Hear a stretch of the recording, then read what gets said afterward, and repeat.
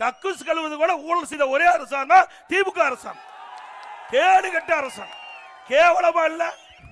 கக்கூஸ்ல போய் ஊழல் செய்கிற அரசாங்கம் தொடர வேண்டுமா? ஒரு டாய்லெட் சுத்தம் செய்வதற்கு 800 ரூபாய், 1000 கோடி ஊழல். சென்னை மாநகராட்சியில் 1000 கோடி இந்த டாய்லெட் சுத்தம் செய்வதிலே விடப்பட்ட டெண்டர்ல 1000 கோடி.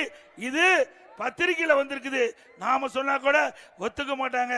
ஒரு ஆங்கில பத்திரிகையில டைம்ஸ் ஆஃப் இந்தியா ஆங்கில நாளேடுல போட்டு கிழிச்சு இந்த ஆட்சியை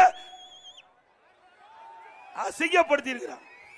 ஏன்னா நாம சொன்னா வேணும்னு அண்ணா திமுக எதிர்கட்சி எடப்பாடி பழனிசாமி பஸ்ல போய் கத்தி கத்தி பொய்யா பேசலாம்னு சொல்றார். ஆங்கில நாளேடில் வந்த செய்தி, இந்த ஊழல் அண்ணா திமுக ஆட்சி வந்த பிறகு சென்னை மாநகராட்சியில் நடைபெற்ற ஊழல்கள் முறைகேடுகளை கண்டறியப்பட்டு நடவடிக்கை எடுக்கப்படும்.